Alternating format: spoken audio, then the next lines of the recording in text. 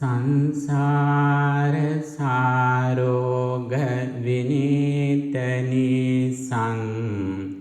සන්නේත සාතං සුචිසාරදේසං සන්දේරකං ස්වන්න තනූපලාසං සංලාපදේසින් පනමේ බිසාසං සමන්තා චක්කවාලේසු අත්‍රා ගච්ඡන්තු දේවතාං සද්ධම්මං මුනි රාජස්ස සුනන්තු සග්ග මොක්ඛදං ධම්ම ශ්‍රවණ කාලෝ අයං බදන්තා ධම්ම ශ්‍රවණ කාලෝ අයං බදන්තා ධම්ම ශ්‍රවණ කාලෝ අයං බදන්තා නමෝ තස්ස භගවතෝ අරහතෝ සම්මා සම්බුද්දස්ස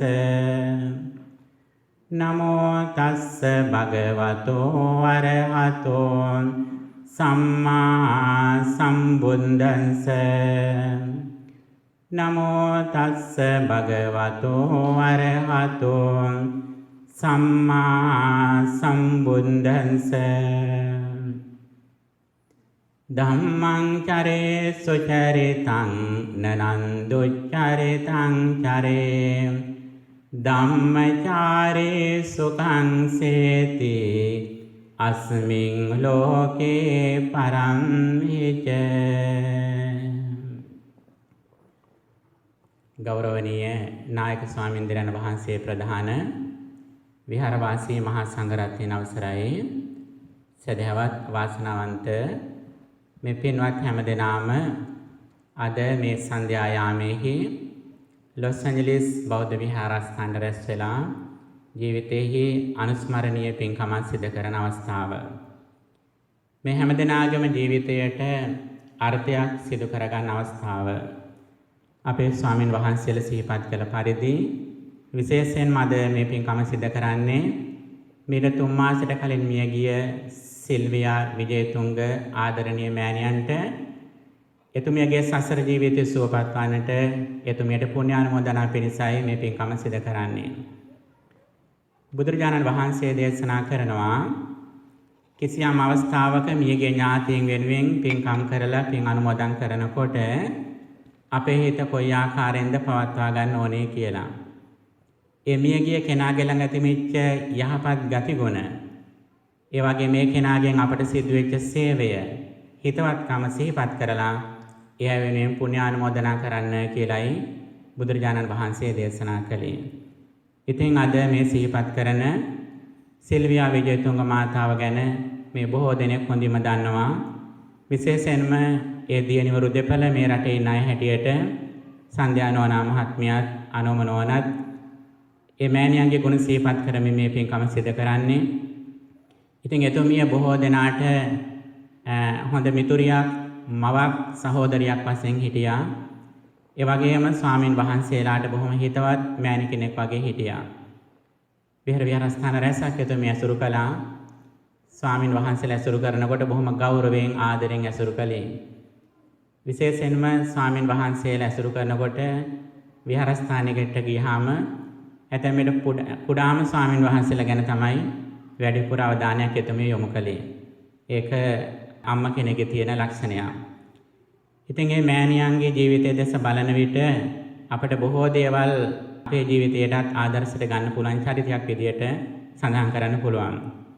එතුමිය ඊට ලැබෙන හැම අවස්ථාවකදීම සීලාදී ගුණ දහම් සම්පූර්ණ කළා.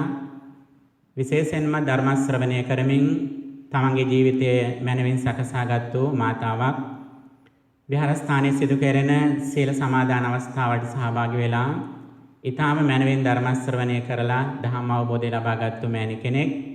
යතර විශේෂයෙන්ම ජීවිතයේ අවසාන කාලයේහි දරුවන්ගෙන් වෙන් වෙලා හුදකලායම එතුමිය ආධ්‍යාත්මික ජීවිතය සඳහාම කැප වෙලා හිටියා. මේක ඉතාමත් වැදගත් ලක්ෂණයක්. සමහර කෙනෙකුට හිතෙන්න පුළුවන් ඇතැම් විට අම්මා කීකරුවක්ද කියලා හිතෙන්න පුළුවන් නේද? නමුත් පින්වතුනි මේක තමයි පෙරදිග සම්ප්‍රදාය ලක්ෂණය. යම්කිසි කලක් තමන්ගේ යුතුයකම් කරලා ජීවිතයේ අවසාන කාලය වන විට ඒවගෙන් නිදහස් වෙනවා. මේක ඉතාම වැදගත් ලක්ෂණයක්. මේකෙන් තමයි අපි සසර ජීවිතය ගැන විශ්වාසයක් තියනවාද කියලා බලන්නේ. මරණය මතු ජීවිතයේ වඩාත්ම සාර්ථක කරගන්න අපි උත්සාහ කරනවාද කියලා බලන එක සලකුණක් මේක. ඇතැම් විට අපට අන්තිම මොහොත දක්වාම ඉන්න ගෙදරින් වෙන් වෙන්න බෑ. දරුවන්ගෙන් වෙන් වෙන්න බෑ. ඇතැම් විට දරුවන්ගෙන් වෙන් වුණත් මුණුබුරු මිනිබිරියන්ගෙන් වෙන් වෙන්න බෑ සමහර අයට. අපි හිතනවා අපි ආදරයට කරන්නේ කියලා. නමුත් පින්තුනි මේ පිටුපස්සේ තියෙන කෙලෙස් සමුදාය බැඳීම නීවරණ කියන එක සුළුපටු නැහැ. මෙන්න මේ බැඳීම් වලින් වෙන් වෙන්නට එතුමිය උත්සාහ කළා. ඒක එතුමියගේ ජීවිතයේ සුවිශේෂ ලක්ෂණයක් හැටියට අප දකිනවා. ඉතින් බෞද්ධයන් විදියට අපි දෙමව්පියන්ට පුණ්‍යානුමෝදනා කරන්නේ ඇත්තටම මේ ආත්ම භාවයේ අම්මට තාත්තට විතරක් නෙවෙයි අපි පින් අනුමෝදන් කළ යුත්තේ. බුදුරජාණන් වහන්සේගේ ධර්මයේ කියන්නේ ඊටාම ගැඹුරින් ලෝකයේ දෙස බලපු දහමක්. බොහෝ දෙනා සලකන්නේ තමන්ගේ ළඟම ඥාතීන්ට. ඇතැම් විට මේ ආත්ම භාවයේ ඥාතීන්ට තමයි සලකන්නේ. මේ ආත්ම භාවයේ අම්මට තාත්තට තමයි සලකන්නේ. නමුත් බුදුරජාණන් වහන්සේ අපට අනුශාසනා කළේ අපේ මේ ආත්ම භාවයේ අම්මට තාත්තට විතරක් නෙවෙයි මීට කලින් ආත්ම භාවවල අම්මට තාත්තට සලකන විදිය. අපි දාන ආදී පින් දහම් කරනවා නම් සිල්වන්ත ජීවිත ගත කරනවා නම් අපේ මේ ආත්ම භාවයේ අම්මා තාත්තා විතරක් නෙවෙයි කලින් ආත්ම භාවවල අම්මලා තාත්තලාත් සතුටු වෙනවා කියලා සඳහන් කළා. ඇයි අපි කලින් ආත්ම භාවවලත් අම්මලා තාත්තලා සතුටු කළ යුත්තේ? ඇයි ඒ යට අපි පින් අනුමෝදන් කළ යුත්තේ? පින්නතුනි ගැඹුරින් කල්පනා කරලා බලනකොට අපට පේනවා ඇත්තටම අපේ මේ ආත්ම භාවයේ අම්මට තාත්තටත් වඩා උදව් කළ තියෙන්නේ මීට කලින් ආත්ම භාවවල අම්මලා තාත්තලා. ඇයි එහෙම කියන්නේ?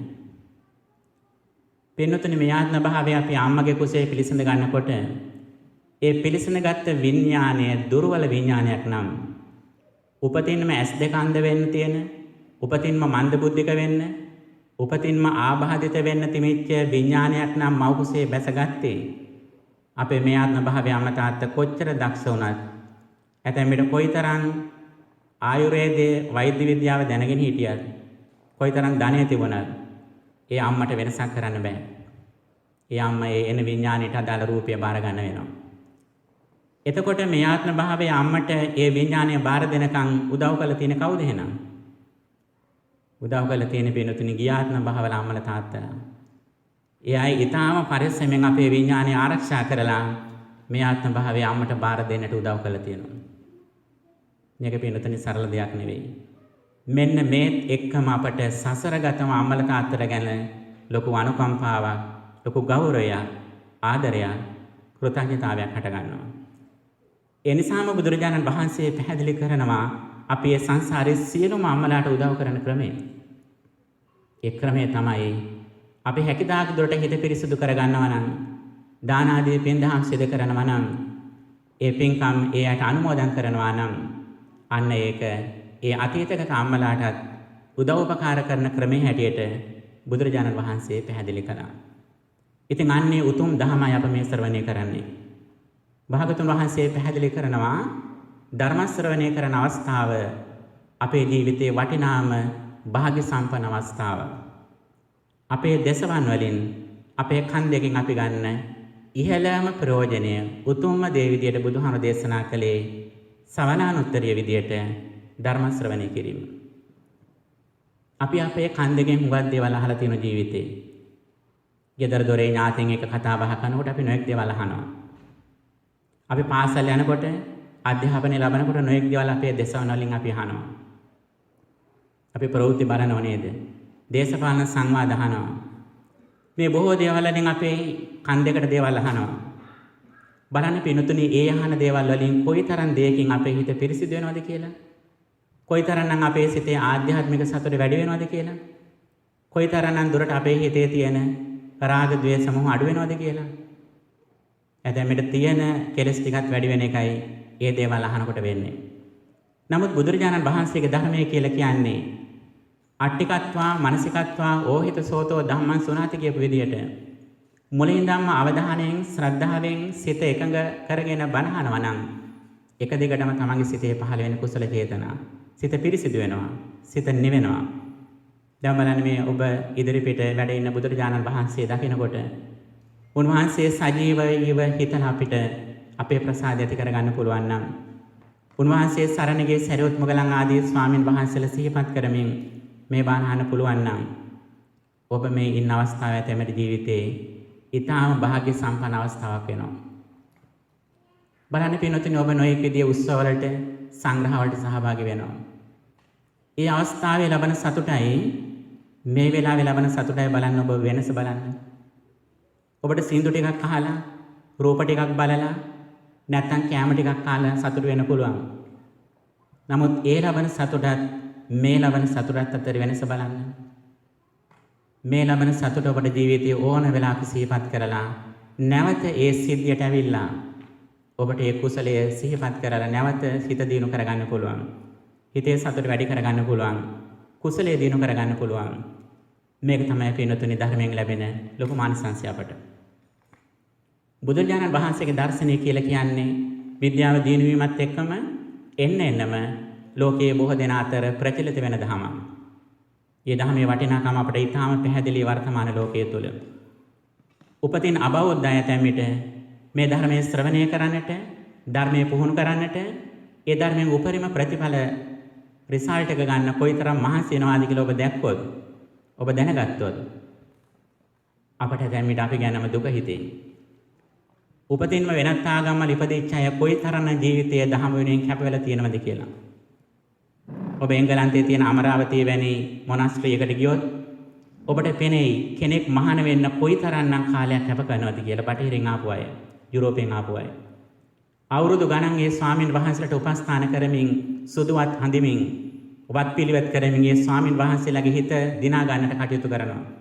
අවුරුදු ගණන් ඉන්න වෙනවා ඒගොල්ලන්ට මේ භික්ෂු සම්ප්‍රදායට ඇතුළත් වෙන්න. ඇතැමිට පැවිදුණත් ඔබ සම්දා වෙන තවත් කාලයක් යට බලාගෙන ඉන්න වෙනවා. මේ තරම් ඊටාම දුෂ්කරතා මැද තමයි මේ දහමට සමීප වෙන්න පුළුවන්කම තියෙන. එක සරල දෙයක් නෙවෙයි. නමුත් ඒ කැපවීම කළා හරිය මේ දහමට එන උපරිම උත්සාහයක් කරනවා. ඉතින් මේ දහම ශ්‍රවණය කරන් ලැබීම අපිට අපේ ජීවිතේ ලොකු භාග්‍යයක් කොට සලකන්න. මේක නිකන් සරලව ලැබෙන දෙයක් නෙවෙයි අපට.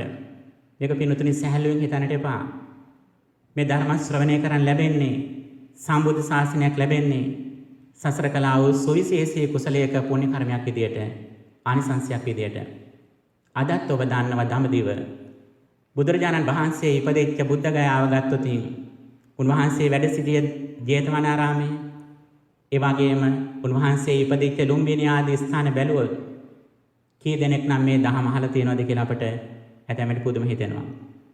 අදත් ඒ පරිසරයේ ඒ රටේ මිනිස්සු දහමක් හරියට තේරුම් ගන්න බැරුව, අවබෝධ කරගන්න බැරුව අදත් ඇතැමිට ඉර දිහාවට බලලා ඉරට වඳිනවා, හඳට වඳිනවා, මුහුදට වඳිනවා, උදේ පාන්දර ගඟට බැහැලා නානව සීතලෙන්. ඇතැමිට ඇඳුම් අයින් කළා නිගණ්ඨයන් විදියට අජවෘත ග්‍රෝවුතර රකින්න අයයි අදත් දඹදිව ඉන්නේ බොහෝ අය. අන්න එවැනි සමයක ඒ පරිසරයෙන් බොහෝ දුර හිටියත් ඔබ මෙවැනි බටහිර ලෝකයක ඉඳගෙන උනත් මේ ධර්මයේ ශ්‍රවණය කරන්න ලැබීම කොයිතරම් ජීවිතයේ භාග්‍යයක්ද කියලා පින්තුනි සලකන්නට. අද විශේෂයෙන්ම මනෝවිද්‍යාව, වර්තමානයේ බටහිර මනෝවිද්‍යාව දිනු වෙච්ච සමයක අද ලෝකයේ ප්‍රධානතම රෝගයේ විදිහට සලකන්නේ කායික රෝග නෙවෙයි. අද මානසික රෝගයි බහුල වෙලා තියෙන්නේ. අද වෛද්‍යවරු උත්සාහ කරන්නේ කායික රෝග වලට ප්‍රතිකාර සොයන්නට වඩා මානසික රෝග වලින් නිදෙන්නට මොකද කරන්න ඕනේ කියන එක ගැනයි පරීක්ෂණ කරන්නේ.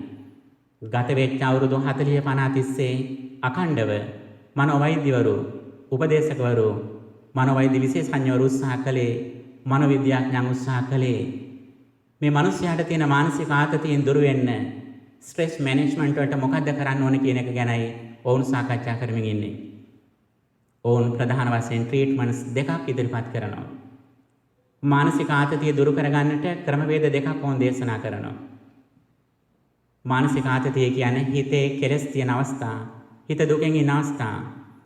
ඒ දුකෙන් ඉන්න අවස්ථාවට මොකද්ද කරන්න ඕනේ කියන එක ගැන ඔවුන් අනාවරණය කළා තියෙනවා. ඔවුන් ප්‍රධාන වශයෙන් ක්‍රමවේද දෙකක් විස්තර කරනවා. මොනවද ඒ තමයි එකක් තමයි මෛත්‍රී භාවනාව, loving kindness එක. අපේ හිතට බොහෝ විට කෙලෙස් එන්නේ, හිත අපිරිසුදු වෙන්නේ, හිතේ අසහනය, දුක, වේදනාව ඇති වෙන්නේ කොමක් නිසාද? අපි ළඟ මැසුරු කරන අය පිළිබඳව තියෙන අපේ අමනාපය නිසා. අන්නේ අමනාපය දුරු කරගන්න පුළුවන් නම් මෛත්‍රිය වඩලා අපට අපේ මානසික ආතතියෙන් සැලකුතු ප්‍රමාණයක් අඩු කරගන්නට පුළුවන්. බලන්න පින්තුනි, මේ අය මේ සඳහන් කරන ක්‍රමවේදය මෙහෙම බටහිර මනෝවිද්‍යාඥයන් ට්‍රීට්මන්ට් එකක් විදියට loving kindness එක ප්‍රැක්ටිස් කරන්න කියන්නේ බුදුරජාණන් වහන්සේ වසර 2600කට කලින් ඉදිරිපත් කරනවා යන්තං සන්තං පදං අවිසමෙච්ච, යම් ශාන්ත පදයක් කැමති නම් මොකද කරන්න ඕනේ කියලා. සබ්බේ සත්තා භවන්තු සුඛිතත්තා, සීල සත්වෝ සුවපත් වෙත්වා කියලා ප්‍රාර්ථනා කරන්න කියලා සඳහන් කරනවා. ඒක එකවරක් දෙවරක් නෙවෙයි. ඒක නිතරම වඩන්නට ඕන. වඩන්න අපේ ජීවිතවල සුවිශාල වෙනසක් වෙනවා.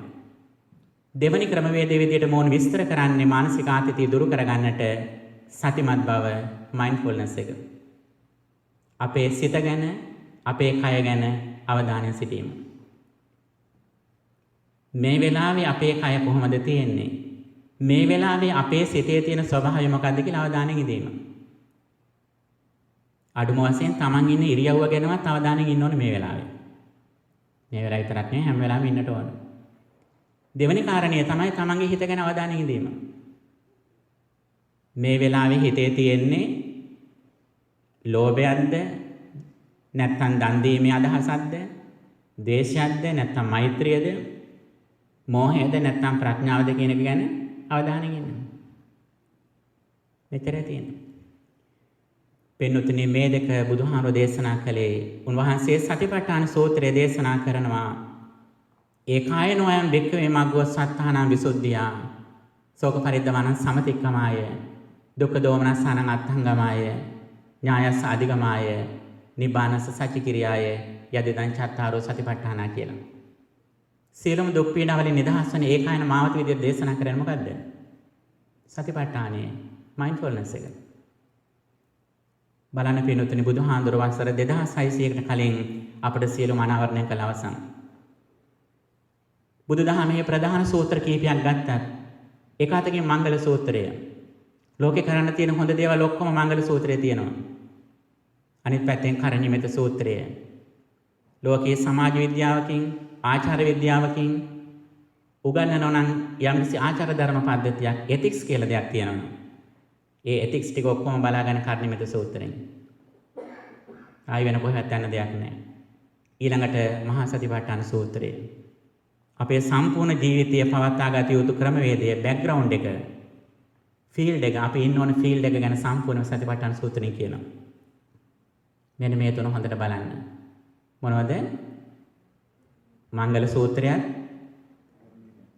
කරණීයමෙත සූත්‍රයත්, සතිපට්ඨාන සූත්‍රයත්.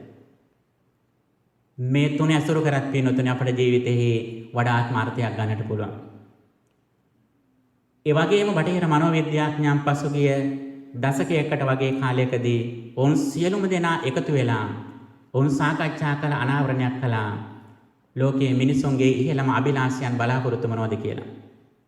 highest goals මොනවද කියලා. ඔවුන් තීරණය කරනවා මනුෂ්‍යයන් බලාපොරොත්තු වෙන ඉහළම දේවල් අතර ප්‍රධානම දෙයක් තමයි self realization කියන එක. ආත්ම අවබෝධය. මම කවුද කියලා තේරුම් ගන්න එක. ඔවුන් තම තමන් කවුද කියලා තේරුම් ගන්න එක මිනිස්යාගේ බලාපොරොත්තුවක් කියලා. දෙවෙනි කාරණේ විදිහට දේශනා කරේ self fulfillment කියන එක. ඒ තමයි ආත්මය සම්පූර්ණ කර ගැනීම, ආත්ම පූර්ණය. ජීවිතය පරිපූර්ණ වෙන මොකද කරන්න ඕනේ කියන එක. ඊළඟ කාරණේ තමයි self actualization. ඒබ්‍රහම් මාස්ලෝ වැනි මනෝවිද්‍යාඥයන් ඉදිරිපත් කරනවා. ඔබ এডুকেෂනල් සයන්ස් එකේ ඉගෙනගෙන තියෙනවා දන්නවා. මාස්ලෝ ඉදිරිපත් කරා පුද්ගලයෙකුගේ ඉහළම අභිලාෂය self actualization කියන එක. ආත්ම සාක්ෂාත්කරණය. පින්නතුණිය ආර්ථිකයෙන් සමෘද්ධමත් වෙච්ච අය, අධ්‍යාපනයෙන් ඉහළට ගිහපු අය අවසාන වශයෙන් මෙතෙන්ට එන්නේ. මොනවද? self realization, self fulfillment and self actualization. Buddhism has explained the way how we achieve these goals. The very first one is self-realization. Who I am. Our entire life is our body and mind. The nature of our life is that impermanence. Every moment this body changes and also our mind every moment changes. This is the self-realization. දෙවෙනි එක තමයි self fulfillment. ආත්ම පූර්ණේ මොකද්ද? සන්තුට්ඨිය පරමන්දනං කියලා දේශනා කරනවා. තමා දැනට යම්කිසි මට්ටමක ඉන්නවා නම් ඒ ඉන්න මට්ටමෙන් සතුටටපත් වීම. ඒකෙන් කියන්නේ තවත් දේවල් උපයන්න එපා කියලා නෙමෙයි කියන්නේ. දැනට තමා රූප සම්පත්තියකින් ඉන්නවා නම්, ආර්ථික සමෘද්ධියකින් ඉන්නවා නම්, නැත්නම් තමන්ගේ ඥාතීන්ගෙන් අධ්‍යාපනයෙන් යම්කිසි දෙයකින් දැනට තමා ලැබිච්ච දෙයක් තියෙනවා නම් අන්නේ ලැබිච්ච දෙයින් අද දින සතුටු වෙන්නට ඕන. මේක තමයි බුදුදහමෙන් කියන්නේ. බොහෝ විට අපි හිතන්නේ මොකද්ද? අපි නිතරම ප්‍රාර්ථනා කරන්නේ අදට වඩා හොඳ හෙටක් ලැබේවා කියලානේ. ඒ හෙට දවසේ ලැබෙනවද? ඒ හෙට දවසේ පින්නොතනේ අර ශ්‍රී ලංකාවේ ගෙවල්වල කුඩා දරුවෝ ඉන්න නිවෙස්වල වහලේ ගහලා තියෙන බාලගිරි දෝෂයට තියෙන අද නොවේ හෙට කියලා. අන්න ඒක වගේ කවදාවත් ඒ හෙට දවසේ එන්නේ නැහැ. අපි මරණ දවසේත් හෙට දවස කවදාවත් එන්නේ නැහැ. අන්න එහෙනම් බුදුදහම කියන්නේ මොකද්ද? සතුටින් ඉන්න ඕන දවස අද දවස. ඒ අද දවස සතුටින් ඉන්නේ කොහොමද? මේ මොහොතේ ලැබපු සම්පත්තියකින් සතුටු වෙන්න. ඒ වගේ මේ හැම දවසක්ම උපරිම ලෙස තමන්ගේ හිත පිරිසිදු කරගෙන ඉන්න. හිතට එන රාග, ද්වේෂ, මෝහ කියන අකුසල හැකිතාක් දුරට අවම කරගෙන ඉන්න. මෙන්න මේක තමයි self fulfillment කියලා කියන්නේ. ඊළඟට self actualization ආත්ම සාක්ෂාත්කරණය. ඉහළටමපත් වෙනවා නම් මොකද්ද පත් වෙන්න ඕන තියෙන தත්ත්වය? ඇතැම්මිට ඔබට හිතෙන්න පුළුවන් ඔබේ ඩිග්‍රිය, මාස්ටර් ඩිග්‍රිය, ડોක්ටරේට් එක, නැත්නම් ඔබේ රැකියාව, නැත්නම් ඔබේ පොතේ ඔබ මුදල් ඉතුරු කරන් තියෙන ඉලක්කය, ලක්ෂයද, ලක්ෂ 10ද, මිලියන 10ද, මේ ඉලක්කය තමයි අපේ බොහෝ විට තියෙන්නේ නේද? නමුත් පින්නොතින් අද මෙතෙන්ට නෙවෙයි යන්නේ. අද ලෝකයේ බොහෝ දෙනෙක් යන්නේ ආධ්‍යාත්මික ඉලක්කයකට යන්නේ. මේ අපි ඉන්නේ ස්පිරිචුවල් වර්ල්ඩ් එකේ ඉන්නේ, ආධ්‍යාත්මික ලෝකෙකම ඉන්නේ. මීට කාලයකට ඉස්සෙල්ලා මිනිස්සු උත්සාහ කළේ මීට අවුරුදු 70කට 80කට වගේ ඉස්සෙල්ලා කෙනෙක්ගේ බලාපොරොත්තුවක් උනේ ගුරුවරයෙක් වෙන්න. මීට අවුරුදු 40කට 50කට කලින් කෙනෙක්ගේ බලාපොරොත්තු උනේ වෛද්‍යවරයෙක්, ඉංජිනේරුවෙක් වෙන්න. මීට අවුරුදු 20කට විතර ඉඳන් කෙනෙක්ගේ බලාපොරොත්තුව විද්‍යාඥයෙක් වෙන්න. ඊට පස්සේ ඊටත් වඩා කලමනාකරණය පැත්තෙන් ඉදිරියට ගියා.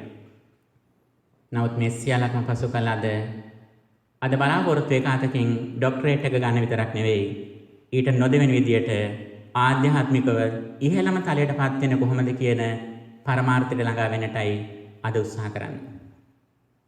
අන්න ඒ නිසා ඇතැම් විට බටහිර සහ යුරෝපයේ ඉහළටම අධ්‍යාපනය දිනු වෙච්ච අය ඊළඟට භාවනා පැත්තට එනවා, මෙඩිටේෂන් පැත්තට එනවා. ඕන ඊට පස්සේ ඒ තුළ අප්‍රමාදීව ඉහළම මට්ටමට ප්‍රැක්ටිස් කරන්න උත්සාහ කරනවා. මෙන්න මෙතෙන්දී බුදුරජාණන් වහන්සේ දේශනා කරනවා බොඩිස් ඇක්චුවලයිසේෂන් එක මොකද්ද? ඒ තමයි ඉහළම මට්ටමට අපේ සාක්ෂාත් කරගන්නපත් වෙනවා නම් වෙන්නට ඕන concentration and insight meditation. Our success completely depends on the duration of practicing concentration and insight meditation. Whenever we practice these qualities, nobody or nothing can disturb our peace of mind. අපට හොඳට එක කුසල අරමුණක ආනාපාන සතිය වෙන්න පුළුවන්, බුදුගුණ භාවනාව වෙන්න පුළුවන්, මෛත්‍රී භාවනාව වෙන්න පුළුවන්. මෙන්න මේ භාවනා කමඨහනක කොයිතරම් වේලාවක් තමා එක අරමුණක තියාගන්න දක්ෂද කියන කාරණේ. ඊළඟට ඒ සමාධිමත් වෙච්ච හිතින් කොයිතරම්නම් දුරට අනිත්‍ය මෙනෙහි කරන්න, වර්තමාන මොහොතේ හිත තියාගෙන කොයිතරම්නම් දුරට අනිත්‍යතාවය මෙනෙහි කරන දක්ෂද කියන කාරණය. මෙන්න මෙතනින් තමයි පිනතුනි සැබෑ විමුක්තිය බුදුදහමේ සඳහන් කරන්නේ. මෙතෙන්දී අපි බාහිර කිසිම දෙයක යැපෙන්නේ නැහැ. අපේ ඥාතීන් පිළිබඳවත්, වෙනත් කෙනෙක් පිළිබඳවත්, තබා වැඩි දෙයක් තියා අපේ ශරීරය ගැනවත් ඒ ශරීරය වෙනස් වෙද්දී අපි දුකටපත් වෙන්නේ. අද අපට ඇතැම් විට තනියම ඉන්න පුළුවන්.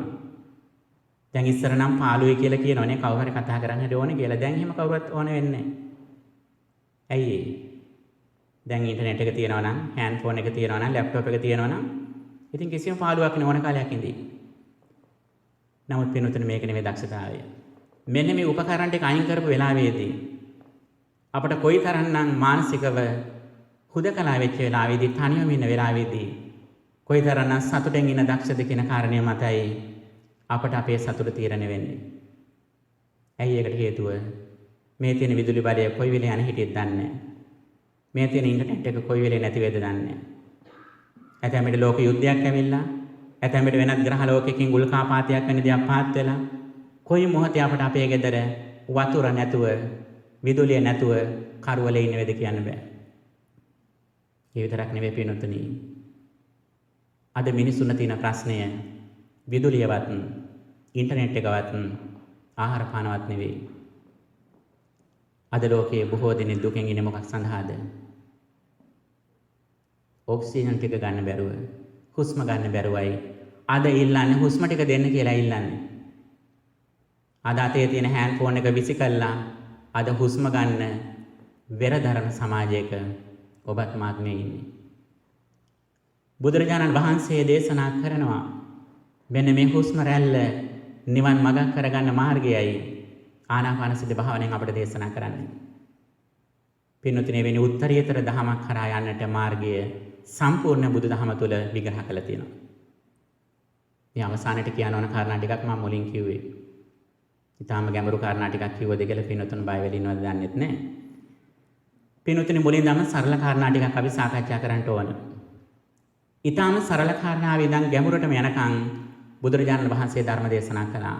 ඕනෑම කෙනෙකුට ඕනෑම මට්ටමකින් තමන්ගේ බුද්ධියේ පමණට, උත්සාහයේ පමණට තමන්ට යම්කිසි කරුණු ටිකක් ග්‍රහණය කරගන්න පුළුවන්. මේ ගුණ ධර්ම ආරම්භක ලක්ෂණයක් විදිහට සැලකන්නේ කළගුණ සැලකීම. Gratitude.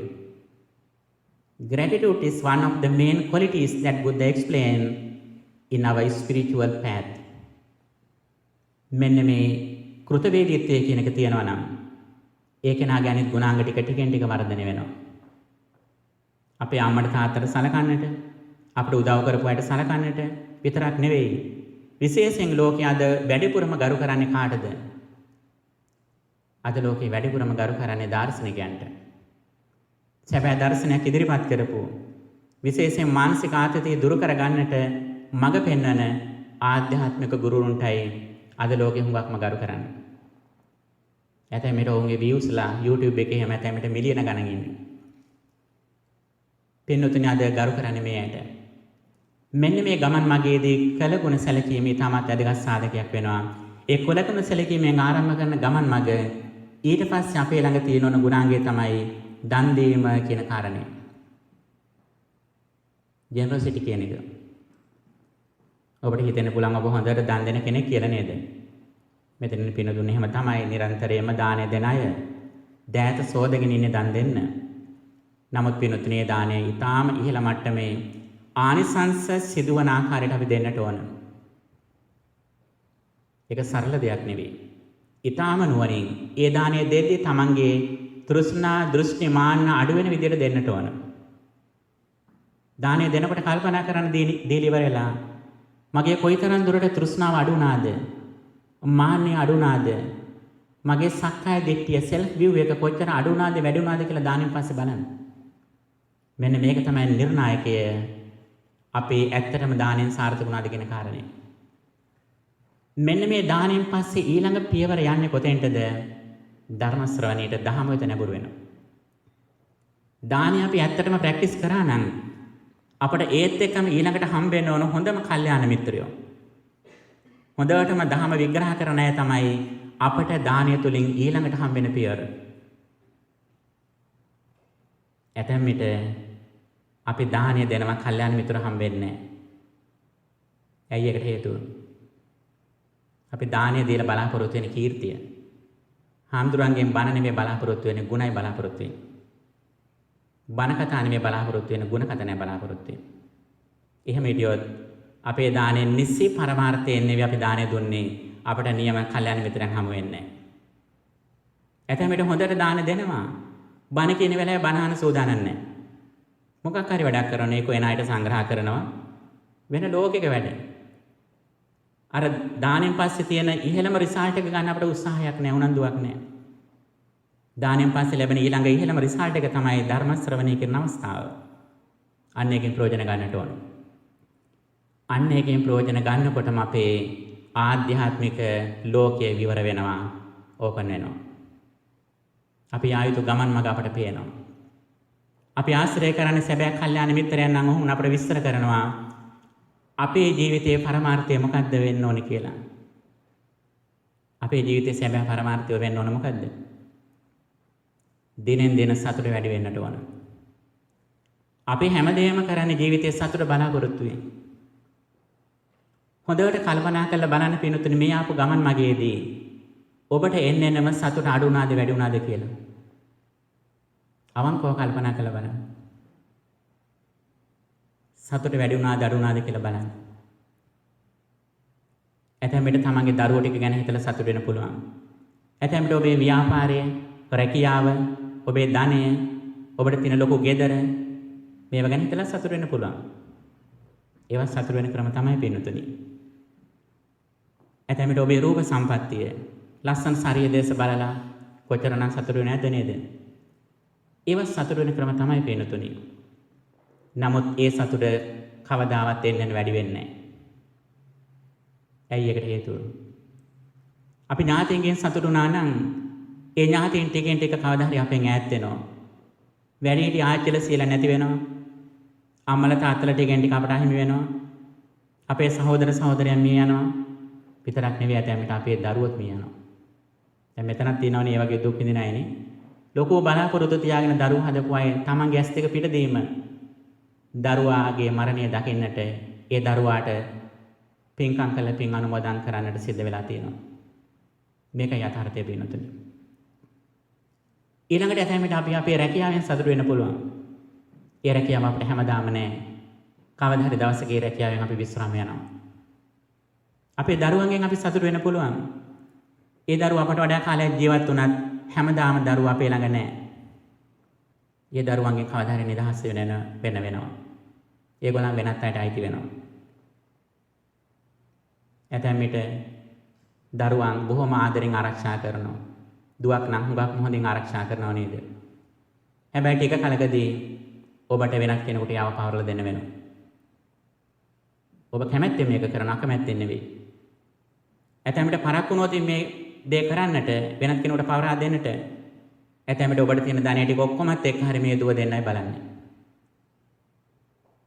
අර මුලදී කෙනෙකුට බලන්නවත් දුන්නේ නේද? තමන්ගේ ළඟම තියාගෙන හිටිය කෙනා පස්සේ කොහොම හරි කෙනෙකුට බාර දෙන්නයි බලන්නේ තමන් මැරෙන්න කලින්. පින්වතුනි මේක තමයි යථාර්ථය. මේක වරදක් නෙවෙයි. මේක තමයි ජීවිතයේ ස්වභාවය. එතකොට බලන්න අපි සතුට හඳා පවතින අපේ දරුවන්ගේ මත නම් අවසානයේ අපට සතුට වැඩි වෙනවාද කියලා බලන්න. ඒ වගේම අපේ ශරීරය ගැන නම් අපි සතුට වෙන්නේ. හැමදාම අපේ ශරීරය එක වගේ තියනවද? ඒ ශරීරය ටිකෙන් ටික වියපත් වෙනවා. දුර්වල වෙනවා. ලෙඩ වෙනවා.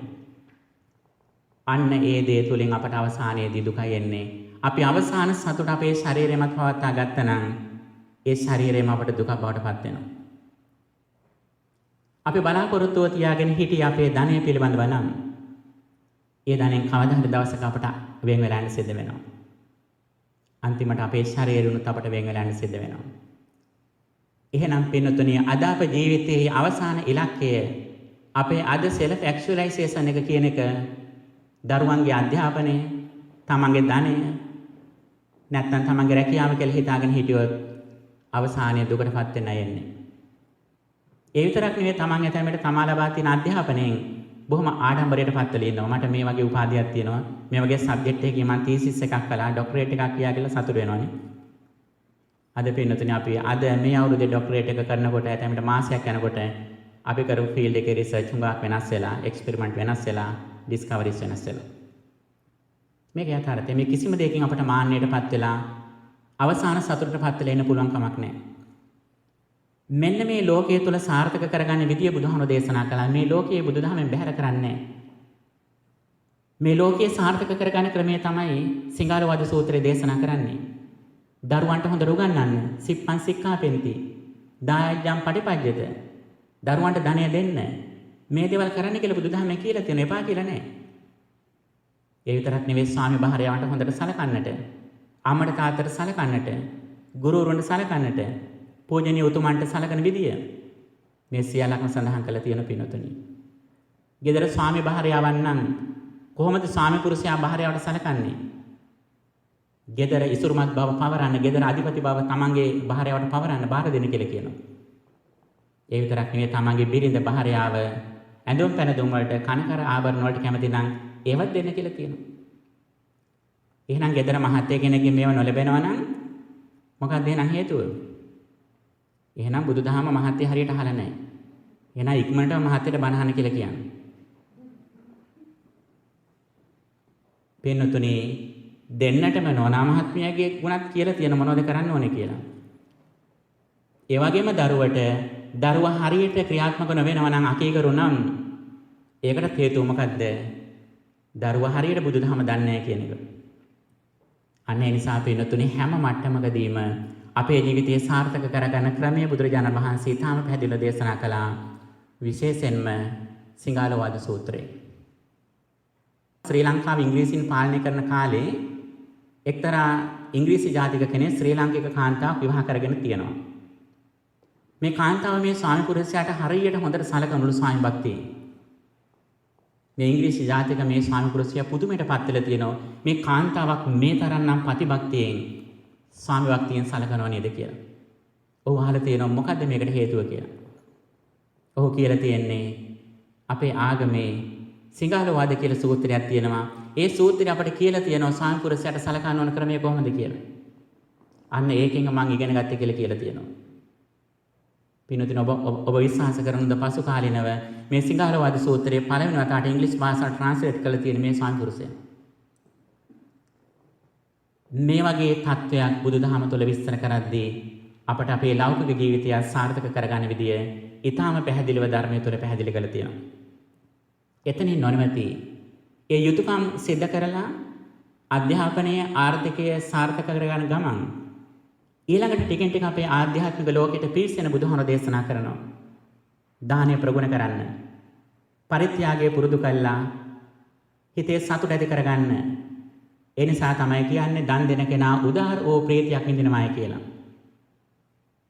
ඊළඟට දානෙන් නොනවති ටිකෙන් ටික තමාගේ සිල්වන්ත බව ඇති කරගන්න. කායික වාචික සංවරය ඇති කරගන්න. අපට දානෙන් විතරක් සෑහීමකටපත් වෙන්න පුළුවන් කමක් නැහැ. අපට ඊළඟට අපේ හිතේ සතුට වැඩි වෙන නම් හැකිතාක් දුරට තමන්ගේ ජීවිතයේ පසුතැවිල්ල අඩු වෙන්නට ඕන. අපි කරපු කියපු දේවල් වලින් අපට පස්සේ ඒ ගැන හිතනකොට දුක් වෙන අවස්ථා අඩු වෙන්නට ඕන. එහෙනම් මොකද කරන්නට ඕන? අපේ කය සහ වචනය සංවර කරගන්නට ඕන.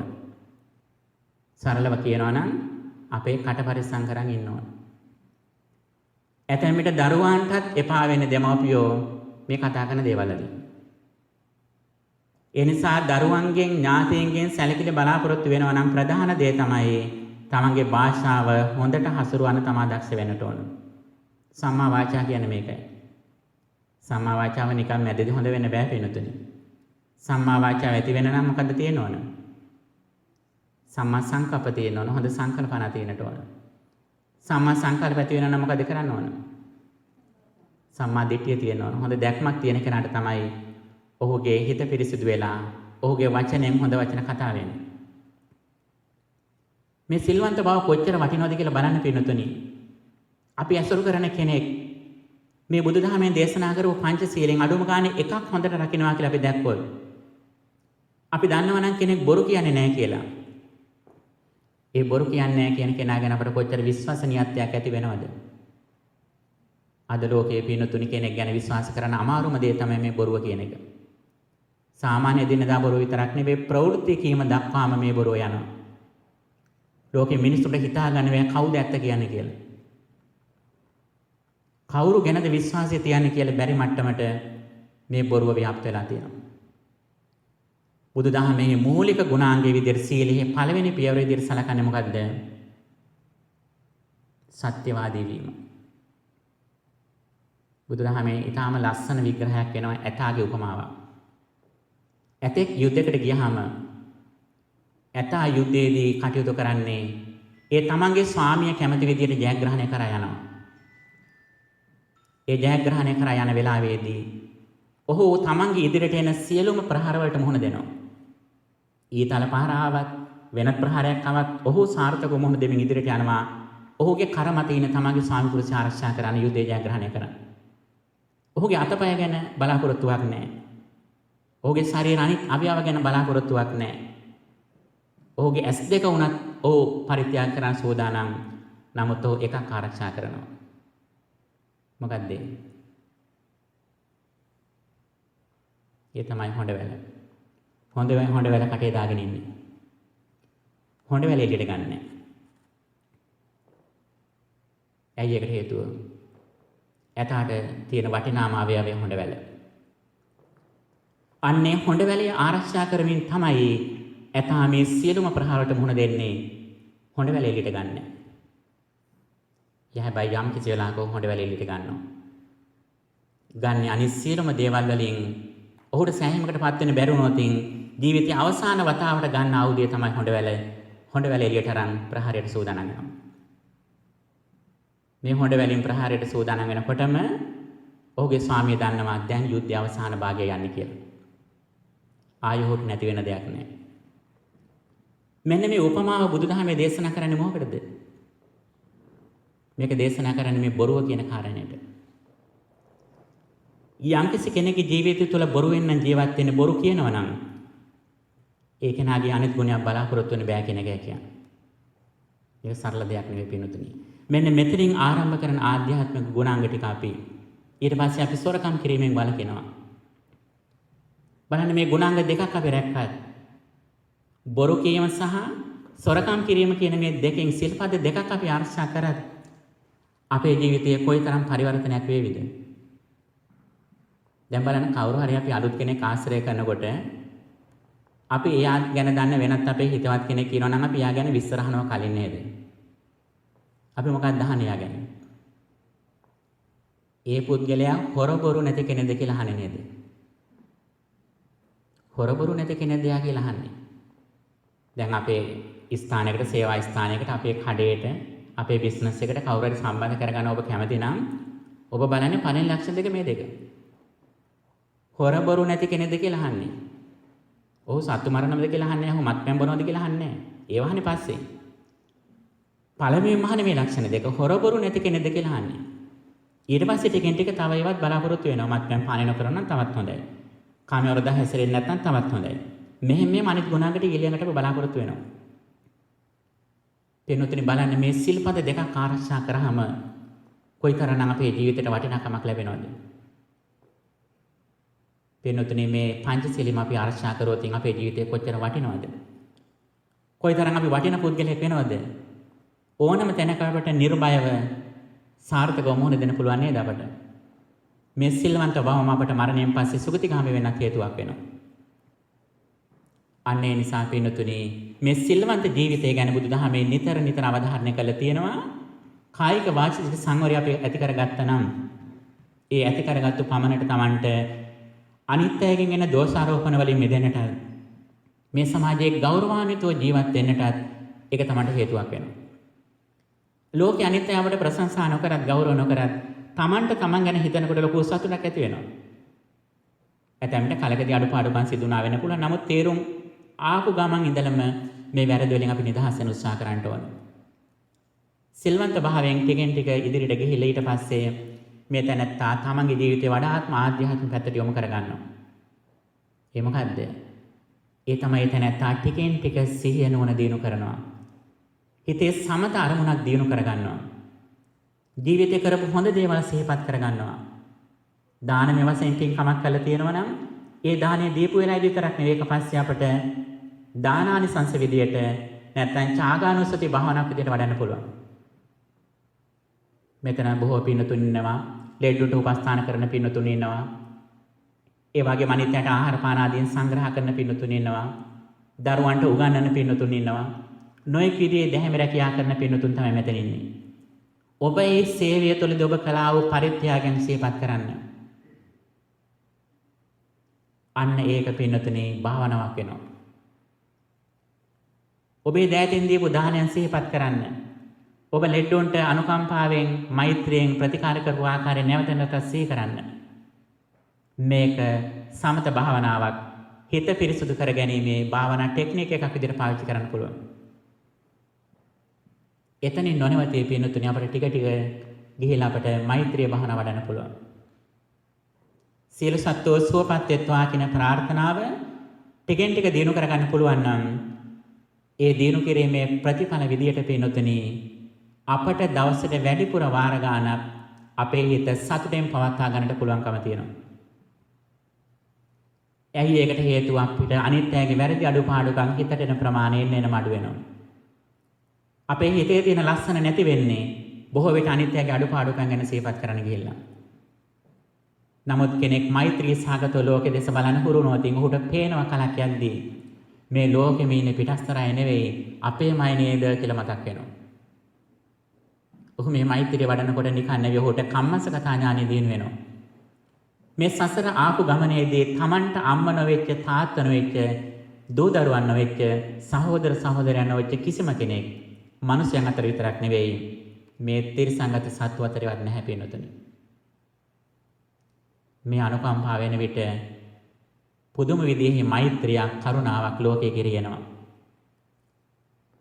අපිට ලෝභකම් කරන්න බෑ එතකොට පින්නතුනි. අපිට කෙනෙකුට ඊර්ෂ්‍යා කරන්න බෑ. කෙනෙක් ළඟදී අපිට මාන්නයක් ඇති කරගන්න බෑ. වෙනත් කෙනෙක් දිනනකොට අපි කොහොමද ඊර්ෂ්‍යා කරන්නේ? මගේම දරුවෙක්, ඔබේම දරුවෙක් වගේ කියලා අනිත් අය හිතනවා නම් ඒ හිතන වෙලාවේදී ඔබට මාන්නයක් ඇති කරගන්න පුළුවන්ද? ඔබට දැඩි ලෝභයක් ඇති කරගන්න පුළුවන්ද? ඔබට රාගයක් ඇති කරගන්න පුළුවන්ද? වෙනතුනේ බලෙන්වත් ඇති කරගන්න බෑ අපට. ඒ මට්ටමට තමන්ගේ හිත දිනු වෙනවා මේත් එක්ක. මේක තමයි මේ ආධ්‍යාත්මික ගමන් මගේ දිනුව කියලා කියන්නේ.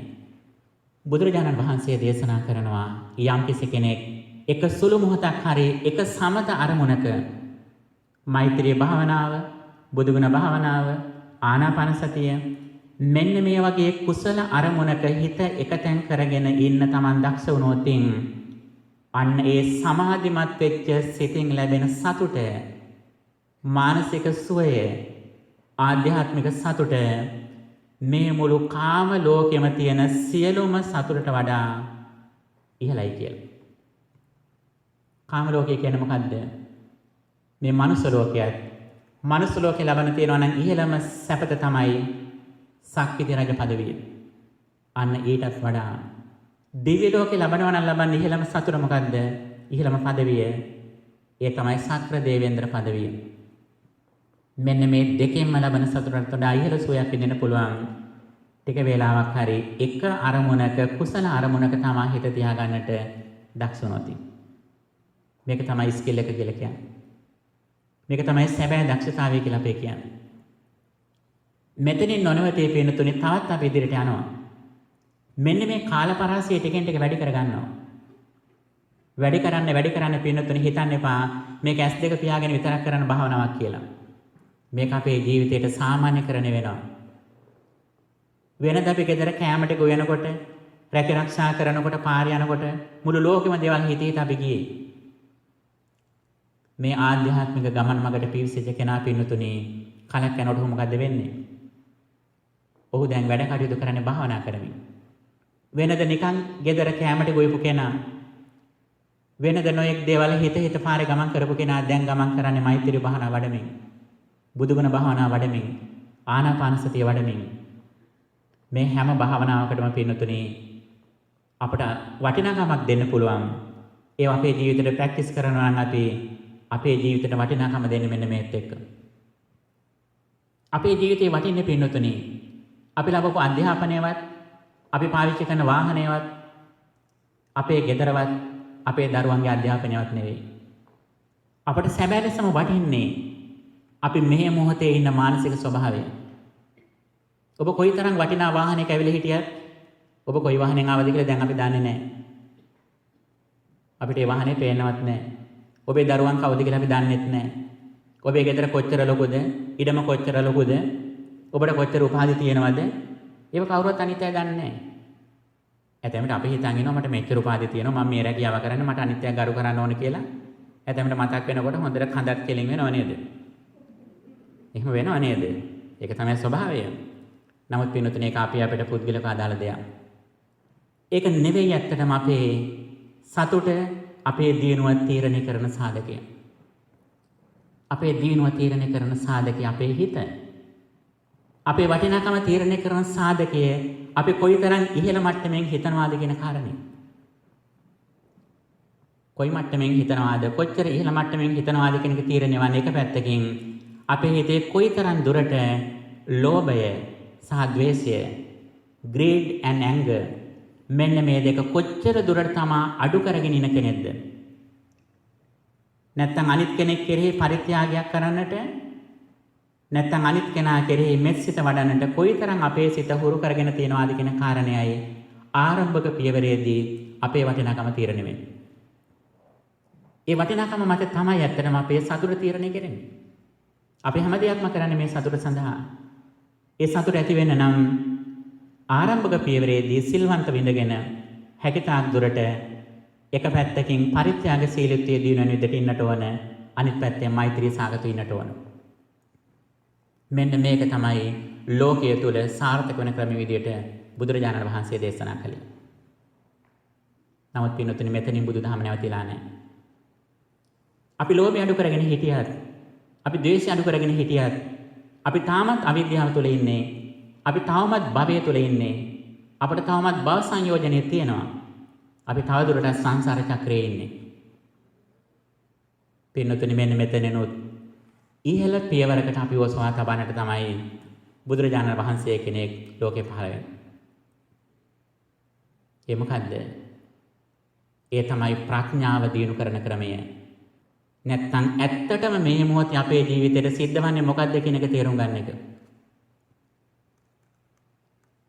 ඇත්තටම පින්වතුනි මේ මොහොතේ ජීවිතේට මොකද්ද වෙන්නේ?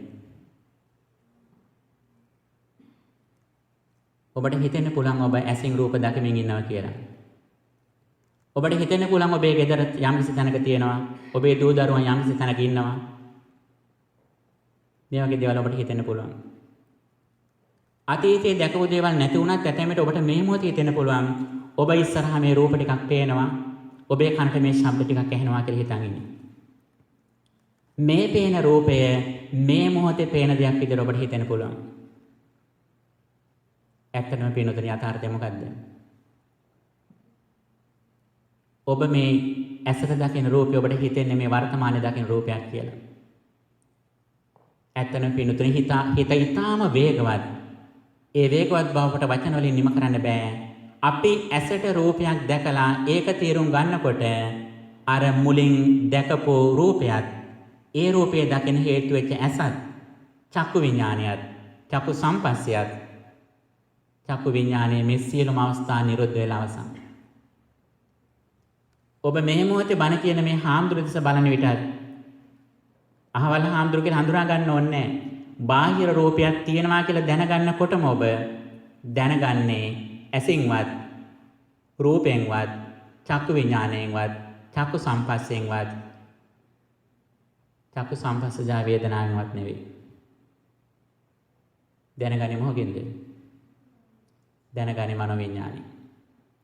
අර මුල් අවස්ථා ටික ඔක්කොම ඉක්මවල ගිහිල්ලා සීස් වෙලා අපි මේ දේ දැනගන්නේ චක්කු විඥාණයෙන් නෙවෙයි මනෝ විඥාණයෙන්. ඔබ මේ ඇහෙන හඬ තේරුම් ගන්නකොට තේරුම් ගන්නේ සෝත විඥාණයෙන් නෙවෙයි මනෝ විඥාණයෙන්. ඊටාම සරල උදාහරණයක් කියන්නම්. අපි පාරේ යනකොට අපි වාහනයක් පදවනකොට අපි නිතරම බලන්නේ ඉස්සරහා බලාගෙන යන්නේ අපි. ඉස්සරහා බලාගෙන තමයි අපි ඩ්‍රයිව් කරන්නේ. නමුත් අපි ඉන්නේ කොහෙද? ඉන්නේ පිටුපස්සේ ඉන්නේ. ඒ ඉන්න තැන කලින් ඉක්ම වෙච්ච තැන තමයි රෝද හතර තියෙන්නේ. නමුත් අපි කවදාවත් රෝද හතර දිහා බලාගෙන ඩ්‍රයිව් කරන්නේ නැහැ. අපි ඇවිදිනකොට කකුල් දෙක දිහා බලාගෙන ඇවිදින්නේ. අපි ඇවිදින්නේ කකුල් දෙක දිහා බලාගෙන නෙවෙයි අපි බලන්නේ ඇවිදින ඉස්සරහා දිහා බලාගෙන. දැන් අපි ඉන්නේ ඉස්සරහයි කියලා අපි හිතාගෙන තමයි යන්නේ. නමුත් කකුල් දෙක තියෙන මෙතන. අන්න ඒ වගේ පින්නතුනි මේ ඇසට රූපය දකිනකොට හිතන්න එපා මේ පේන්නේ ඇසෙන් කියලා. මේ පේන්නේ මනෝවිඤ්ඤාණයෙන්. ඒ මනෝවිඤ්ඤාණයෙන් මේක තේරුම් ගන්නකොට අර මුල් අවස්ථා සියල්ලක්ම අවසන් වෙලා ඉවරයි. යම් කෙනෙක් ඇසට රූපයක් දකිනකොට ඒ ඇසේ රූපයෙන් සතුටු වෙනවා නම් යම් කෙනෙක් කනට ශබ්දයක් ඇහෙනකොට ඒ ශබ්දයේ බාහිර තියෙනවායි කියලා සතුටු වෙනවා නම් ඔහු ඉන්නේ ප්‍රඥාවෙන් නෙවෙයි. ඔහු ඉන්නේ මෝඩකමේ ඉන්නේ. ඉග්නොරන්ස් එකේ ඉන්නේ. ඩිලූෂන් එකේ ඉන්නේ. බුදුරජාණන් වහන්සේගේ ධහම කියලා කියන්නේ මෙන්න මේ යථාර්ථය ලෝකෙට අනාවරණය කරපු ධහම. මෙන්න මේ ධහම තේරුම් ගත්තට පස්සේ තමයි බුදුහාර සඳහන් කරේ මට පෙර නොයසු විරුද්ධ ධමයක් පහළ වුණායි කියලා. එදා ජයශ්‍රී මහා බෝධියේදී මේ ධර්මය අවබෝධ කරගත්තට පස්සේ බුදුහාඳුර සඳහන් කරනවා පුබ්බේ අනුස්සතේසු ධම්මේසු චක්කු මුදපාදී ඥාන මුදපාදී ආදී වශයෙන් මට පෙර නොයසු විරුද්ධ ධමයක් පහළ වුණායි කියලා. මුළු ලෝකෙම මිනිස්සු සියලුම විද්‍යාඥයන් උගතුන් විද්වතුන් හැම දෙනාම කටයුතු කරන්නේ සාකච්ඡා කරන්නේ සංවාද පවත්වන්නේ පරිශන කරන්නේ කුමක් පිළිබඳවද මේ බාහිර ඉදිරියේ රූපයක් තියෙනවා කියලා හිතාගෙන. ඒ බාහිර රූපේ මේ මොහොතේ තියෙන දෙයක් හැටියටයි ඕන් පරිශන කරන්නේ. ඒ විතරක් නෙවෙයි මේ පේන රූපය ඕනෑම කෙනෙකුට ඕනෑම කාලයක එක සමානව එක්ස්පීරියන්ස් කරන්න පුළුවන් කියලා හිතාගෙන. නමුත් එහෙමත් නැහැ. මේ පේන රූපය මේ මොහොතේ ඔබේ ඇසට පේන රූපය මේ මොහොතේ ඔබේ මනසට සාපේක්ෂව පහළ වෙන රූපයක් මේ තියෙන්නේ. ඔබේ මනස මේ මොහොතේ වෙනස් වුණොත් මේ වටේම බෑග්ග්‍රවුන්ඩ් එක සම්පූර්ණ වෙනස් වෙනවා. එතකොට මේ පේන්නේ බාහිර තියෙන දේ නෙවෙයි. මේ පේන්නේ මේ මොහොතේ Tamanගේ ඇසට කර්මානුරූපව ඇසේ ශක්තිය අනුව පේන දේ තමයි මේ මොහොතේ පේන්නේ. ඕනෑම මොහොතක මේක වෙනස් වෙන්න පුළුවන්. මෙන්න මේක තේරුම් ගත්තොත් අපි දන්නවා අපි යම්කිසි වෙලාවක දුකෙන් ඉන්නවා නම් අපි යම්කිසි වෙලාවක අසතුටකින් ඉන්නවා නම් යම්කිසි වෙලාවක අපේ හිතේ රාග ද්වේෂයක් ඇති වෙනවා නම් ඒ ඇති වෙන වෙලාවේ අපේ මනසේ ස්වභාවය මොකක්ද කියලා අපි දන්නවා. මොකද මනසේ ස්වභාවය? අපි අවිද්‍යාවෙන් ඉන්නේ. පිටස්තර කෙනෙක් ගැන දැඩි ආසාවක් ඇති වෙනවා නම් යම්කිසි දෙයක් ගැන ලෝභයක් ඇති වෙනවා නම් බාහිර කෙනෙක් ගැන අමනාපයක් ඇති වෙනවා නම් අපි හිතන් ඉන්නේ බාහිර කෙනාට මට යමනාපය ඇති වෙන්නේ කියලා. ඇත්තටම අමනාප වෙලා තියෙන කාත් එක්කද? අපේම හිතටයි හිතත් එක්කම යමනාප වෙලා තියෙන්නේ. කාට හරි ආශා කරා නම් ආස කරක් තියෙන්නේ මේ වෙලාවේ තමන්ගේම හිතටමයි. දැන් බලන්න මේ පිනතුන්ගේ මෑණියන් මීට 3 මාසෙකට කලින් මිය ගියා. ඔබට හිතෙන ඔබ තාමත් අම්මා ජීවත් වෙනවා කියලානේ. ඇත්තටම පින්නතුනි බලන්න අම්මා ජීවත් වෙලා ඉන්න අවස්ථාවේ ජීවත් වෙලා ඉන්න කාලේ ඔබ හිතනවද ඇත්තටම අම්මගේ රූපය ඔබ පරිශීලනය කරා කියලා? අම්මගේ රූපය කියලා ඇල්ලුවා කියලා හිතනවද ඔබ? අම්මගේ කටහඬ ඇහුවා කියලා හිතනවද? ඒ අම්මා කියලා නිර්මාණය කළේ මනසින්. ඒ රූපය දකිනකොට ඒ ශබ්දය අහනකොට ඒ අපි ඇහුවෙත් මනෝවිඤ්ඤාණයෙන්මයි ඒ දැක්කෙත් මනෝවිඤ්ඤාණයෙන්මයි. එහෙනම් පින්නතුනි මිය ගිය අම්මාත් ජීවත් වෙච්ච අම්මාත් වෙනසක් තියනවද? කිසිම වෙනසක් නැහැ පින්නතුනි. ගැඹුරින් ධර්මානුකූල බැලුවොත් මිය ගියපු කෙනත් ජීවත් වෙන කෙනාත් අතර ඇද්ද නැද්ද කියන එක තීරණය වන්නේ ඒ තැනැත්තා ගැන තමා හිතනවාද නැද්ද කියන කාරණේ මත. අම්මා ගැන සිතනවා නම් සිතන ඕනෑම මොහොතක අම්මා තමයි ජීවත් වෙනවා. අම්මා ගැන නොසිතා ඉන්න අවස්ථාවක් තියෙනවා නම් අම්මා තමගේ ලෝකේ ජීවත් වෙන්නේ නැහැ. ඇත්තටම බලන්න පින්නතුනේ අම්මා ඇත්තටම ජීවත් වුණේ අම්මා වැඩිපුරම ඔබේ ජීවිතේ ජීවත් වුණේ කොයි කාලෙද? මේ ගත වුණු 3 මාසෙ. ගත වුණු 3 මාසෙ තමයි ඇතැම්මිට ඔබ අම්මා ගැන වැඩිපුරම හිතන්නේ නැත්තේ. ඒ කියන්නේ වැඩිපුරම ඔබ අම්මත් එක්ක ජීවත් වෙන්නේ මේ 3 මාසෙ. මේකයි යථාර්ථය පින්නතුනි. ඒ නිසා අපි මේ ජීවත් වෙන්නේ අපේ මේ සම්පූර්ණ සම්බන්ධතාව තියෙන්නේ ඇස කන නාසය දිව ශරීරය කියන මේ පහ අපිට තිබුණට අපි සම්පූර්ණම ලෝකයේත් එක්ක සම්බන්ධතාව පවත්වන්නේ අපි මනසත් එක්ක. අන්න ඒ මනසත් ස්ථිර දෙයක් නෙවෙයි. ඒ මනසත් ආත්ම දෙයක් නෙවෙයි. ඒ මනසත් හේතු මත මේ මොහොතේ හටගෙන මෙතනම නිරුද්ධ වෙන යථාර්ථයක් කියලා දකින්න. එතකොට එක පැත්තකින් අපි බාහිර රූපෙන් නිදහස් වෙනවා, අනිත් පැත්තෙන් අභ්‍යන්තර මනසිනුත් නිදහස් වෙනවා. අපට පේන්න තියෙන්නේ අනිත්‍ය දුක්ඛ අනාත්ම කියන මේ යථාර්ථය විතරයි. මේ යථාර්ථය දැක්කොත් ඔබට හිතේ සමහර විට ඔබ හිතයි සමහර විට එහෙනම් ගෙදර අනිත් වැඩපළ ටික කරගන්න බැරි වේදෝ කියලා. දරුවන්ට උගන්වන එක, ගෙදර දොර පිරිසිදු කරන එක, රැකියාවට යන එක කරන්න බැරි වේදෝ කියලා හිතේ සමහරට නේද? පින්නොතිනි මේ යථාර්ථය මෙනෙහි කරන කෙනා තමයි වඩාත්ම ජීවිතයේ අර්ථවත් දේවල් කරන්නේ. අද ඔබ දරුවන්ට සලකන්නේ කොහොමද? අද ඔබ දරුවන්ට සලකන්නේ දරුවන්ට අධ්‍යාපනය ලබා දෙනවා, කෑම ටිකක් දෙනවා, ගයක් හදා දෙන්න උදව් කරනවා, වාහනයක් කරන් දෙන්න මේ ටික කරන්නේ නේ. ඇත්තටම ඔබ දරුවන්ට දුක නිදහසන උදව් කළද මේ තියෙන්නේ? ඔබ මේ ඊයට වහලක් සහ බඩට ආහාර ටිකක්, කයට වතක්, ඇඳුමක් දීපෙක විතරයි මේ කළේ. ඔබ ඇත්තටම මේ ධර්ම තේරුම් ගත්ත දවස්වල ඔබට වඩාත්ම කරුණාව ඇති වෙන්නේ තමන්ගේ දරුවන් කෙරේ. ඉක්මනට දරුවන්ටත් මේ ධර්ම දෙන්නට ඕන. ඒ විතරක් නෙවෙයි, තමන්ගේ ළඟම ඥාතීන් තමන්ට අහිමි වෙන්න කලින් හැකිතාක් ඉක්මනට සුගතියට යන්නට, මෙතනින් පස්සේ තමා භවයකට යනවා නම් ඒ භවය දුගතිගාමී භවයක් නොවන විදිහට කටයුතු කරනවා. දැන් බොහෝ දෙනෙක් මරණයට බයයි. මේ රෝගයත් එක්ක බොහෝ දෙනෙක් ලෝකෙත් ඇතිගෙන ඉන්නේ. කොයි වෙලාවෙ මරණයටපත් වෙයිද දන්නේ නැහැ කියලා බයෙන් ඉන්නේ. නමුත් වෙනුතුනේ අපි තව අවුරුදු 100ක් ජීවත් වුණත් අපි හැමදාම ජීවත් වෙන්නේ අපි අනිවාර්යෙන් මරණයටපත් වෙනවා. බුදුදහමට අනුව ගත්තොත් මැරෙන දවස නෙවෙයි වැදගත්කම වෙන්නේ පිණුතුනි. අපි ඇතැම්මට හෙට මිය යන්න පුළුවන්. නැත්තම් තව අවුරුදු 25කින් මිය යන්න පුළුවන්. යම් කෙනෙක් ඇතැම්මට හෙට මිය ගියොත් ඔහු සුගතිගාමී වෙන්න පුළුවන්. ඇතැම්මට තව අවුරුදු 25කින් මිය යන කෙනා යාම මිය ගියොත් ඇතැම්මට දුගතිගාමී වෙන්නත් පුළුවන් නේද? එතකොට වඩාත්ම සාර්ථක හෙට මිය ගිහිල්ලා සුගතිගාමී වෙන කෙනාද අවුරුදු 25කින් මිය ගිහිල්ලා දුගතිගාමී වෙන කෙනාද සාර්ථක? ඔබ නම් හිතයි ඇතැම්මට 25ක් ජීවත් වුණොත් කොහොම හරි කමන්නේ නැහැ කියලා නේද? නමුත් වෙනතින බුදුදහමෙන් එහෙම කියන්නේ නැහැ. ඇයි මේ මිනිස් ආත්ම භාවයෙන් පල්ලෙහාට ගියොත් පින්නතුනි ආයි කල්ප ගානකින්වත් උඩට ගන්න එක ලේසි නෑ. අන්න ඒ නිසා බුදුදහමෙන් අවධාරණය කරන්නේ මැරෙන ආකාරයවත්, මැරෙන දිනයවත්, මැරෙන ස්ථානයවත් නෙවෙයි. බුදුදහමෙන් අවධාරණ යොමු කරන්නේ උපදින ස්ථානය ගැනයි. අන්නේ උපදින ස්ථානය පිළිබඳව අපි නිතර නිතර අවධානයෙන් ඉන්නට ඕන. ඒ සඳහා අපි මනස සෝදානම් කරගෙන ඉන්නට ඕන. අපි කොයි මොහොතේ මිය ගියත් දුගතිගාමී නොවන විදිහට මනස සකසාගෙන ඉන්නට ඕන. තමන් ගැනම තමා කල්පනා කරලා බලන්න.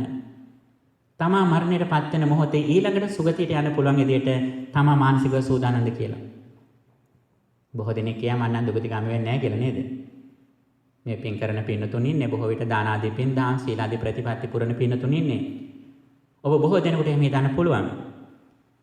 නමුත් පින්නතුනේ ඇතැම්මිට අපේ මරණාසන්න මොහොත අපි හිතන තරම් සරල දෙයක් වෙන්නේ නැහැ. ඇතැම්මිට බලවත් රෝගයකින් අපි මිය යන්න පුළුවන්. ඇතැම්මිට අවසාන මොහොතේ වතුර ටිකක් දෙන්න කෙනෙක් නැතුව බොහොම සාපිපාසාවෙන් මිය යන්න පුළුවන් අපි. දවස් ගාණක් එක තැනක ඉඳගෙන දැඩි වේදනාවකින් මිය යන්න පුළුවන්. ඇතැම්මිට සතුරෙකුගේ ප්‍රහාරයකින් මිය යන්න පුළුවන්.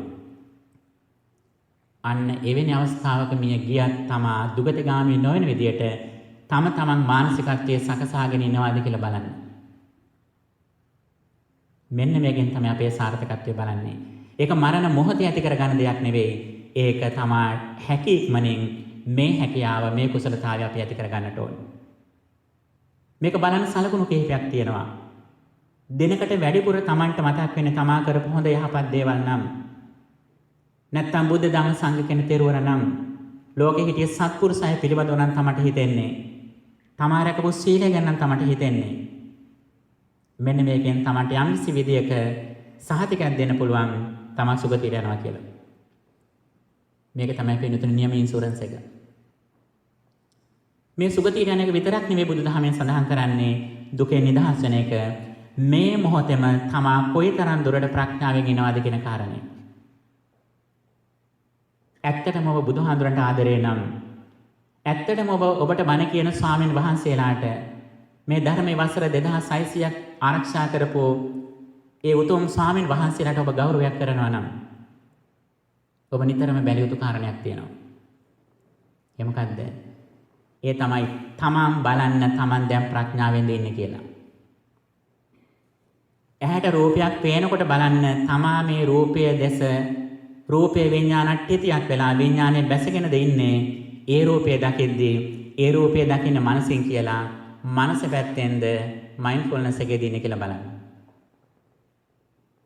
තමන්ට කනට ශබ්දයක් ඇහෙනකොට ඒ ශබ්දය පිට කරන කෙනා පිළිබඳවද හිත තියෙන්නේ. ඒ ශබ්දේ නිරුද්ධ වෙලා තමා මනෝවිඥාණයෙන් තේරුම් ගන්න අවස්ථාවේදී ඉන්නේ කියලා බලන්න.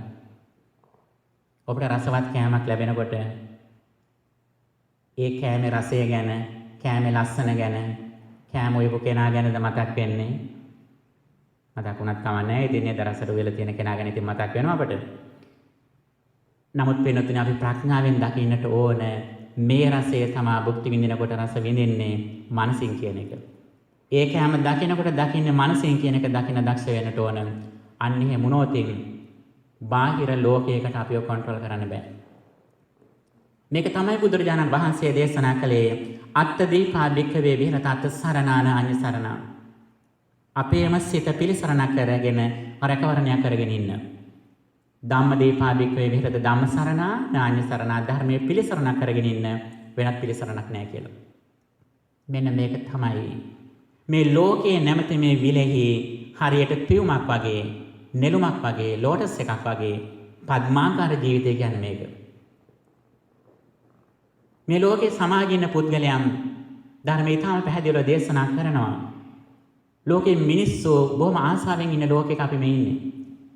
අන්නේ දැඩි ආසාවෙන් ලෝභකමින් ඉන්න ලෝකයේ තුල මම ලෝභකම් නොකරන කෙනෙක් කියලා Tamanට සතුට වෙන්න පුළුවන්කම තියෙනවා. මේ ලෝකේ බොහෝ දෙනෙක් අනිත් ඈත අමනාපයෙන් ඉන්නේ. ඒ අමනාපයෙන් ඉන්න අය ඉන්න ලෝකේ මම අනිත් කෙනා කෙරේ අමනාපෙන් නෑ නේද කියලා Taman ගැන සතුට වෙන්න. මේ ලෝකේ ඉන්න බොහෝ දෙනෙක් අනිත් කෙනෙක් දින වෙනකොට ඊර්ෂ්‍යාවෙන් ඉන්නේ. අන්නේ ඊර්ෂ්‍යා කරන ලෝකේ මට ඒ ගැන කිසිම ඊර්ෂ්‍යාවක් නෑ නේද කියලා තමා ගැනම සතුට වෙන්න. මේ ලෝකයේ බොහෝ දෙනෙක් මානසික රෝගීවයි ඉන්නේ. සුසුකංවත ජීවාම ආතුරේසු අනාතුරා ආතුරේසු මනුස්සේසු විහරාම අනාතුරා.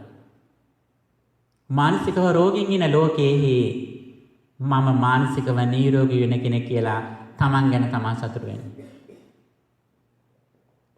මෙන්න මේ සතුට ලැබෙන්නේ කුමකින්ද?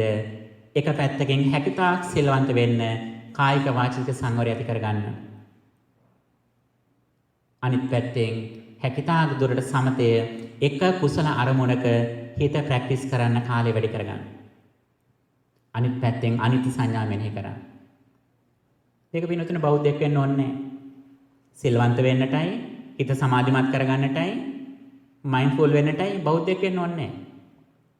යම් කෙනෙක් ජීවිතයේ සතුට විඳින කැමති නම්, දුකෙන් නිදහස් වෙන කැමති නම් අන්න එවැනි අයට බුදුහාමුදුරුවෝ ධර්ම දේශනා කළේ. ඔබේ ඉන්න යාළුවෝ හැම දෙනාටම මේක උගන්වන්න. මේක තමයි කෙනෙකුට දෙන්න පුළුවන් ලොකුම තෑග්ග. පුළුවන් තරම් සිල්වත් වෙන්න කියලා උනන්දු කරවන්න. පුළුවන් තරම් හිත ඒක අරමුණකට ගන්න භාවනාවක් කියලා දෙන මෛත්‍රී භාවනාව වගේ එකක්. පුළුවන් තරම් සතිමත් භාවයෙන් ඉන්න කියලා කියන්නේ. එයාලා බෞද්ධ වෙන්න ඕනේ. එයා නාමිකව බෞද්ධ නොවන ඔහු හදවතින් බුද්ධ ශ්‍රාවකයෙක්. ඔහු මේ ලෝකෙට සාන්තියක් කරන කෙනෙක්. ඔහුගෙන් මේ ලෝකයේ කිසිම කෙනෙකුට අවඩක් සිද්ධ වෙන්නේ නැහැ. ඒ පුද්ගලයා මෙලවත් නිවෙන සැනසෙන කෙනෙක්. ඒ පුද්ගලයා ජනිත කරපු දෙමෝපියන්ට ආශිර්වාදයක්. ඒ පුද්ගලයා ඉන්න රටටත් ඒක ආශිර්වාදයක්, ලෝකෙට ආශිර්වාදයක්. මෙන්න මේ සඳහා මගේ ඉදිරියට යන්නට අපි අදිස්ථාන කරගනිමු. ඉතින් ආදරණීය අම්මා වෙනුවෙන් අම්මාගේ 3 මාසෙ පින්කම වෙනුවෙන් සිදු කරන මේ පින්කමේදී ඉතින් ඔබ මේ ධර්මයේ ශ්‍රවණය කළේ. ඉතින් අප සාකච්ඡා කළේ එක පැත්තකින් කලගුණ සැලකීමෙන් එන කෙනා දානය මනවින් දීලා දානය අවංකව දුන්න නම් Tamanට කල්යාණ මිත්‍රයන් ජීවිතේ මුණ ගැහිලා තියෙනට ඕන. මේක හොඳට මතක තියාගන්න. හරි දහම්මගක් කියා දෙන කල්යාණ මිත්‍රයන් Tamanට මුණ ගැසුනේ නැත්නම් ඒකෙන් එක සලකුණක් කියනවා තමා හරියට අවංකව දානේ ජෙනරොසිටි එක ප්‍රැක්ටිස් කරේ නැහැ කියන එක. හරියට දානේ ප්‍රැක්ටිස් කරා නම් ප්‍රඥාවන්තව නුවණින් හරියට දහම් මැසේජ් එක Tamanට ලැබෙන්නට ඕන. ඒක හාමුදුරු කෙනෙක් මුණ ගැහෙන්න ඕනේ නැහැ. අද ඉන්ටර්නෙට් එක තියෙනවා Tamanට. තමන්ගේ ගෙදර ඉඳගෙන තමන්ගේ ජංගම දුරකථනයෙන් තමන්ගේ හෑන්ඩ් ෆෝන් එකෙන් තමන්ට ලෝකෙ ඉහළම වනහන්න පුළුවන්. ඒ අහන්නට හිත යෙදෙන්නේ ඒ අහන තරම් නුවණක් තමන්ට විවෘත වෙන්නේ තමන්ගේ හදවතේ කෘතඥතාවය සහ මේ පරිත්‍යාගශීලීත්වය කියන ගුණාංග දෙක තියෙනකොට තමයි අනිත් සියලුම ගුණාංග ටික දියුණු වෙලා ගිහිල්ලා තමන්ට මේ ආධ්‍යාත්මික ගමන් මාගේ ඉහළම තලයට යන්නට පුළුවන්කම තියෙනවා. ඉතින් මේ වගේ රටක ඉන්න ඔබ ගාක් වාසනාවන්ත පින්තුන්. සසර හුඟක් පින් කළාපු අය. මේක සරල දෙයක් කියලා හිතන්න එපා. ඔබ මේ වගේ රටකට ආවේ.